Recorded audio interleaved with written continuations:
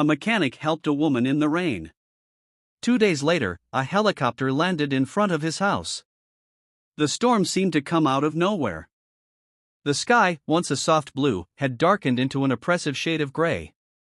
Jack Thompson, a mechanic in his mid-40s, could feel the tension in the air as he wiped his grease-stained hands on a rag and glanced at the window. The relentless rain hammered against the panes, blurring the world outside. The small mechanic shop he owned was a sanctuary of sorts, an escape from the mundanity of life.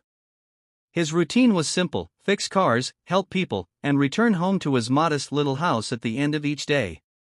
But that particular afternoon, as the storm raged outside, something was about to happen that would change his life forever. Jack had just finished fixing an old Chevy pickup truck when he heard the unmistakable sound of tires screeching, followed by the sharp sputter of an engine struggling to stay alive.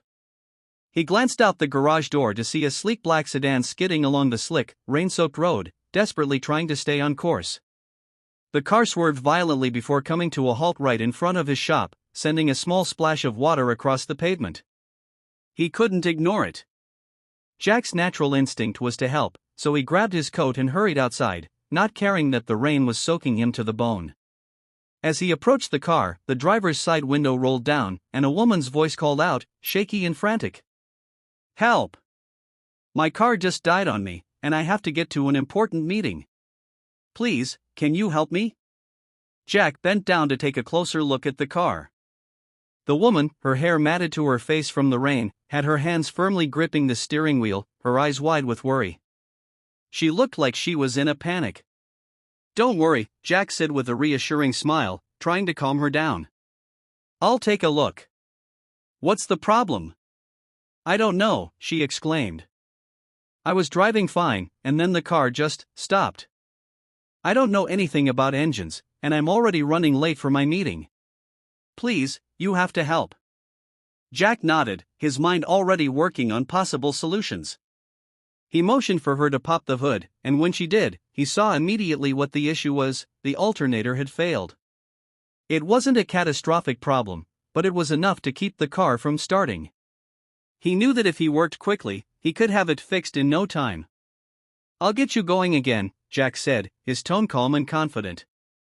"I just need a few minutes." "Please, I don't have much time," the woman said, her voice still trembling. "I'm running on a tight schedule, and this meeting is really important." Jack nodded, understanding the urgency. He worked quickly, his hands moving with practiced precision as he removed the old alternator and replaced it with a spare he always kept on hand. The rain was coming down harder now, soaking him through, but Jack didn't mind. He had dealt with worse conditions before. His mind was focused on getting the woman back on the road. As he worked, he couldn't help but notice the woman's nervousness. Every few seconds, she would check the time on her phone, biting her lip in frustration. Jack could sense the pressure she was under, but he refused to let that rush him. He'd seen too many people panic over situations they couldn't control. Finally, after about 30 minutes of steady work, Jack tightened the last bolt and slid out from under the hood. He started the engine, and it roared to life, the car purring smoothly. The woman's eyes widened with relief as she listened to the sound of the engine humming perfectly. Thank you so much," she said, her voice filled with gratitude. She pulled out a wallet from her purse and began to count out a few $100 bills. "I don't know how to repay you for this." Jack raised his hand to stop her. "It's no big deal," he said with a modest smile. "Just doing my job." The woman looked at him, a little surprised at his refusal. She had expected to pay him, but Jack was already backing away from the car. She hesitated for a moment, clearly conflicted, before deciding to give him a heartfelt thank you. "You're a good man, Jack. I don't know what I would have done without you." With that, she quickly rolled up the window, drove off, and disappeared into the rain, her car's headlights disappearing into the storm. Jack stood there for a moment, feeling the rain wash over him. It wasn't every day he helped someone in need, but he never expected anything in return. It was just part of who he was. He turned and walked back into his shop, wiping the water from his face, and sat down to finish his cup of coffee, thinking about the woman and her frantic state. 2 days passed, and life returned to its normal rhythm. Jack spent his days working in the garage, fixing whatever cars came in, and his evenings at home, enjoying the simple pleasures of his quiet life. But that all changed one afternoon, when a low, deep hum filled the air. It wasn't the sound of an approaching storm, it was the unmistakable noise of a helicopter.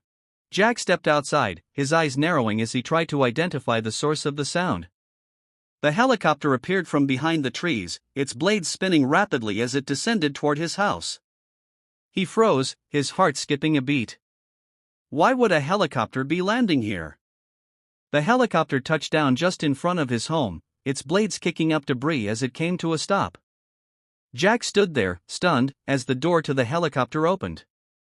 Out stepped none other than the woman he had helped 2 days ago. She was dressed in a sharp, professional suit, her hair now neatly styled. She looked around, scanning the area until her eyes landed on Jack. A smile spread across her face as she walked toward him. "Surprised to see me?" she asked, her tone light but serious. Jack's mouth went dry. He couldn't believe his eyes. What is this? Why are you here?" The woman's smile deepened as she stopped in front of him. "I wanted to thank you properly," she said. "I've been thinking about how you helped me in the rain, and I realized that I owe you more than just a simple thank you." She took a deep breath, her gaze steady and confident. "I'm Rachel Williams, CEO of a tech company. I've been searching for a reliable mechanic for our fleet of cars, and after meeting you, I knew you were the one for the job." Jack's mind was racing. He couldn't believe what he was hearing. This woman, a CEO, was standing in front of him, offering him something he never could have imagined. "I want you to come work for us," she continued, her voice now full of conviction. "Not just as a mechanic, but as a partner. I want you to lead the maintenance for our entire fleet. I'll make sure you're paid well, and I'll make sure your talents are recognized." Jack's knees felt weak. I don't know what to say." Rachel smiled, her eyes filled with sincerity. "You don't have to say anything. Just think about it. You deserve this, Jack. You've already shown me that you're a man of integrity and skill." With that, she turned and walked back to the helicopter. As she boarded, she looked at Jack one last time and waved. The helicopter took off, soaring into the stormy skies. Jack stood there, overwhelmed by the whirlwind of events. He could hardly process what had just happened. A mechanic from a small shop, who had just helped a woman in need, was now standing on the precipice of a new life, a life filled with opportunities he had never dreamed possible. And it all began with a simple act of kindness in the rain.